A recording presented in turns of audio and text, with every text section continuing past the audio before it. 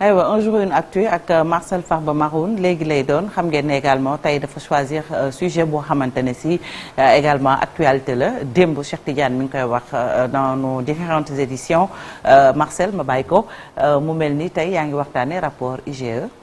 coow li bëri na fi mu ne nii. coow li bëri na fi mu ne nii soxna Fati. ñu continuer rek li nga xamante ne moom la ñu doon waxtaanee sànq ci actu commenté bu ñu sukkandikoo kon ci li nga xamante ne moom mooy rapport bu IGE. daal di génne pour compte de l'exercice 2020 lu ëpp ñaari milliards ci suñuy koppar. la ñu rek daal di décaissé orienté ko ci ay dépenses yoo xamante ne destination yi kenn xamu ko. plus de 157 millions de francs CFA ngir rek image wu ki nga xamante ne moom moo fi nekkoon premier ministre di Aminata Touré rapport bi di fàttali rek li nga xamante ne muy def état en tout cas ay comptes yi ñu daal di libellé fonds d'intervention sociale mu toll ci lu ëpp 1,2 milliard de francs CFA œuvre sociale décaissée plus de 642 millions de francs CFA ou encore aide et secours yoo xamante ne dañ ko débité à plus de 474 millions de francs CFA boobu les rapports daal di tamit indexé li nga xamante ne moom mooy élaboration ak exécution benn budget en marge des lois et règlements en vigueur kon toppul li nga xamante ne moom mooy yoon bu ñu sukkandikoo ci boobu les rapports il est aussi noté benn violation systématique des règles applicables en matière de passation ak tamit exécution marché public sans oublier signature ak paiement contrat de communication sans intérêt ni contrepartie valable pour le conseil économique social environnemental ñuy fàttali que justement jamono ju ñu koy saytu boobu la Mimi Touré doon jiite boobule donc conseil économique et social environnemental beneen bi ñu mën a jàpp mooy plusieurs retraits en liquide dañ koy daal di rek gis ñu daal di koy opérer par deux assistants comptables bu jóge ci conseil économique social ak environnemental bu ñu sukkandikoo ba léegi ci IGE buy préciser que yooyu les retraits dépassé nañ lu toll ci 1,4 milliard de francs CFA diggante fin janvier 2020 ba fin de la même année donc fin donc 2020 lu ci gën a graaw nag mooy bu ñu sukkandikoo ba léegi ci boobule rapport mooy nit yi ñu daal di interroger ci boobule cas rek dañ daal di déclarer que xaalis boobu yëpp Aminata Touré lañ ko daal di rek jox sans aucune décharge soxna Fati. ku xam Aminata Touré xam ne du xaar tontu na. du xaar elle s'est fendue rapidement d'un communiqué ñu ngi ci doon wax sànq réponse du berger à la bergère quelques heures après li nga xamante ne moom mooy publication rapport IGE bu rek yenn xëtu yéenekaay yi daal di fësal démb Mimi Touré moom mu daal di rek fendre d'un communiqué mercredi ba léegi kon ancien premier ministre bi daal di def lien diggante récente déclaration de candidature à la présidentielle 2024 ak benn supposé intérêt rek ngir fexe ba ñu fàtte li nga xamante ni moom mooy gestion scandaleuse des 1000 milliards de francs CFA mu ne nag moom mu ngi dénoncer une information totalement fausse pour rek léegi firndeel rek ci sénégalais yi ne nekk moom ci conseil économique social environnemental ba mu fay nekk musuñ ko en tout cas gérer moom ba mu fay nekk ni mu ko daal di gérer donc sous sa présidence muy laaj loolu waral benn audience publique collective bu IGE des 3 présidents du CSE nommés par le président Macky Sall en l'occurrence donc maître Aïssata Tall Sall ak tamit ki nga xamante ne moom mooy Idrissa Seck muy fàttali nee na que le président Macky Sall moom ci boppam en 2011 dañ ko daal di def Aminata Tall Aïssata Tall Sall Aminata Tall autant pour moi je rappelle donc merci Chérif comme ni ko Aminata Touré waxee tamit donc muy préciser qu'elle rappelle que le président Macky Sall moom il a fait l'objet en 2011 accusation de détournement de 7 milliards de francs CFA ci fonds taïwanais ñu daal di rek convoqué woon ci commissariat de police du plateau ngir rek ñu daal koy déglu sur une accusation de blanchiment te ba léegi dara amagu ci soxna Fati. mu mel ne sax moom lañ gis fan yële muy déclenché processus ngir ñu topp ay nit yoo xam ne également dañ leen épinglé ci rapport muy rapport Cour des comptes exactement bi ñu doon waxtaane tamit donc il y a quelques jours de cela yàggul dara Aminata Touré donc en compagnie de Guy Marius Sagna ñu daal di rek décider rek toquer devant la porte de la haute cour de justice ngir fexe ba déposer benn proposition de résolution visant la mise en accusation nit yi nga xamante ne dañ leen épinglé ci wàllu rapport bi nga xamante ne Cour des comptes moom moo ko def ci wàllu fonds Covid-19 mi ngi ak Guy Marius Sagna ñu convaincre ne que ministre yooyu nga xamante ne dañ leen cité ci boobule rapport eh bien du ñu mus a rendre compte ci li nga xamante ne moom mooy seen i jëfin ci boobule cas donc ñu daal di lim fukk ci yooyu les ministres au moment des faits te ñu daal di leen viser ci boobule résolution mel ni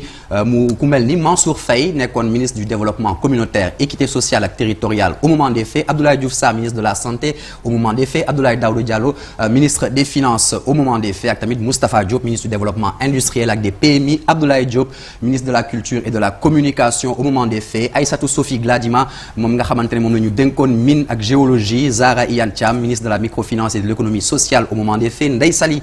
Diop Dieng ministre de la femme de la famille du genre au moment donc des faits Aminata Assom Diatta nekkoon fii ki ñu dénk wàllu commerce ak PME ak tamit Néné Fatoumata Tall ministre de la jeunesse toujours au moment des faits plusieurs ministres nag nee na dañ ko cité ci loolu nga xamante ni c'est directement ou indirectement dans ce rapport waaye curieusement ñi nga xamante ne ñoom ñooy directeurs yi chargés de l'administration générale ak de l'équipement ci yenn wàllu ministères yi ñoom rek lu ñu daal di rek def benn demande d'information judiciaire ci recommandation yu daal di adressé au ministère de la justice dès lors que le rapport de la Cour des comptes relève donc ay manquements graves quant à l'utilisation du fonds ñu considérer tamit que ministre yooyu noonu sont les principaux ordonnateurs de crédit te ñu daal di def objet de manquements graves relevés par la Cour des comptes loolu nag mu nekk kon seen responsabilité ñoom ñi nga xamante ni ay députés lañu ci Assemblée nationale en vertu des pouvoirs constitutionnels ngir rek ñu fexe de éclairer opinion sur la responsabilité des ministres impliqués dans l'exécution des fonds. Soxna Fati Marcel, est-ce que mën nañoo wax ni dañu politiser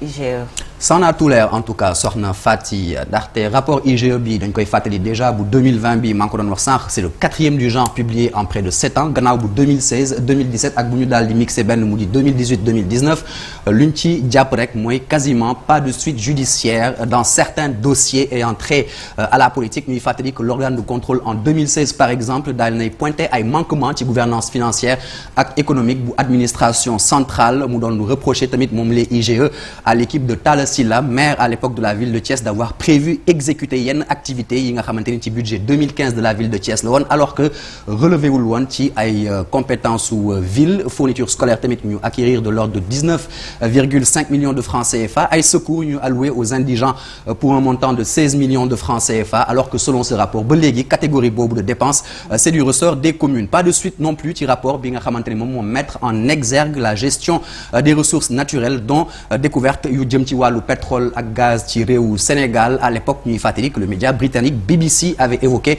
le nom ki fi nekkoon maire wu Guédiawaye notamment di Aliou Sall dans une enquête intitulée Sénégal scandale à 10 milliards de francs CFA ñuy fàttali pour terminer Soxna Fati que li jëmoon ci affaire wu caisse d'avance maa ko doon wax sànq de la mairie de Dakar pour laquelle Khalifa Sall dañ ko inculpé woon ci lu tolloon benn détournement d'1,8 milliard de francs CFA eh bien IGE évoqué wu ko ci rapport 2016 2017 ak 2018 2019. Merci beaucoup Marcel Farba Maroun alors Chérif ndax mën nañoo samp laaj ne ndax dañoo politiser lii di IGE mooy laaj bi ma laaj Marcel sànq. bon pas IGE parce que ña fa nekk moom politique gun te boo xoolee comme ni ñu wax ni bokk nañ ci nga xamante ni ñoo gën a xarañ ci sunu administration bi te féete woon fenn muy ay vérificateurs yoo xamante ne déjà la muy laaj ci concours ba rek sélectif na. ba tax na kon avantage ak privilège ak fan leen teg xëy na correct ak dayo corps boobu moom moo tax mais rapport ba nag buñ paree ñoom comme ni ñu wax rek moo Cour des comptes ñoom dem vérifier leen am surtout IGE sax c'est un peu différent parce que ñoom président rek moo leen mën a sant loo fenn ñu def te bu ñëwee moom la ñu jébal rapport bi moom nag buñ ko joxee rapport bi en tant que président de la République moom moo war a xool naka lay def pour mu am suite parce que waru ko tamit politiser parce que li ñu fi nemmee ko vous avez donné le cas de Khalifa Sall aussi la même chose parce que rapport Cour des IGE moom moo ko fi épinglé woon jëm ci li nga xamante ni moom mooy wàllu caisse d'avance kii la ci mujj xam nañ ko après dañu mujj a transmettre le dossier à la justice ba ñu tëj ko ci kaso l'Obs rappelle également le cas de Idrissa Seck concernant les chantiers de te noonu warul demee noonu parce que ñëpp lañ war a yemal alal Sénégal ñin ko dénk koo mën a doon ak foo mën a far bu fekkente ne da nga koo luubal dañoo war a bàyyi justice mu def liggéeyam suñ gëstoo xam ni da ngaa luubal alal jooju ñu teg lay daan mais mënuñoo jël bu dee ab opposant nga ñu gis ni da ngaa luubal ñu jox alal affaire bi justice mu teg lay daan bu dee da nga ànd ak Macky Sall wala nangam mu teg ci kuddam wala mu fa protéger loolu c'est pas bien maintenant pour le cas d'Aminata Touré quand même il faut qu'on s'arrête sur ça parce que moom it dañoo xam ne bokk na ci figure emblématique yi nga xamante ñoo fi doon wax naan reddition des comptes demande sociale la donc moom it je pense que c'est un peu décevant ñu ne ban ko dénkee tamit alali Sénégal ca fële nga xamante ni mooy conseil économique social yorin baaxut surtout ci fonds spéciaux yi affaire bi du rek man ñi ma fi jiitu woon moom la Khalifa Sall doon wax te loolu ça ne tient pas la route maanaam ñi ma fi jiitu woon nii lañ doon yoree affaire bi man tamit noonu laa ko yoree du man dong maanaam waaw du bokkuma cee ko gën loolu aussi c'est vraiment c'est pas jarul ngay victime aussi naan parce que dama déclaré sama candidat alali Sénégal moom ñin ko dénk koo mën a doon da nga ko war a yor yoreen wu sell parce que loolu tam moom mooy tax ñu ñëwaat surtout moom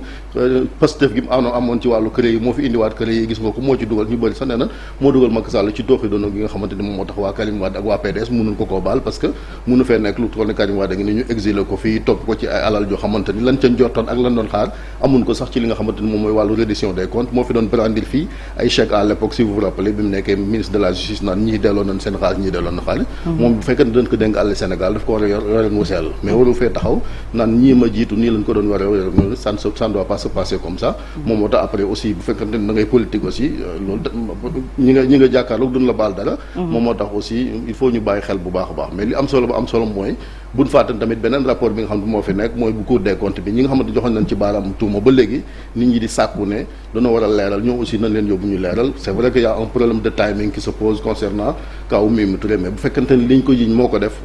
il faut qu'elle rende aussi li nga xamante mooy des comptes parce que moom la waree parce que am na ñoo xam topp na leen fi moom singili leen fi ba fi mu toll nii seen carrière politique yàqu na fi Karim Wade ak cas yu bari na donc waru dugg ci yooyu tooxi doon. Merci beaucoup Chérif 7h39 jot na ma fàttali rapidement ñaareelu pàcc bi ne daañu dem ci de quoi est-il le nom benn bërëb fii ci Wakam ak itam turbaak la ko sabab Abdoulaye Diop lañ ci fas yéene àndale puis sunu gan soxna Aïda Mbodj nekkoon fi député nekkoon également maire ab Bambey nekkoon jëwriñ yi ñu dénk soxna yi di yëngatu ci wàllu politique ak itam mouvement bu bees ak lu jëm ci wàllum actualité politique bi dañ ko waxtaanee ak soxna Aïda jàngat bi également dinañu ko amal ni ñu koy defee bés bu jot très rapidement Babacar Fall ak équipe bu RFM matin tey ñu ngi dalal Pape Malick Ndour nag mooy ministre de la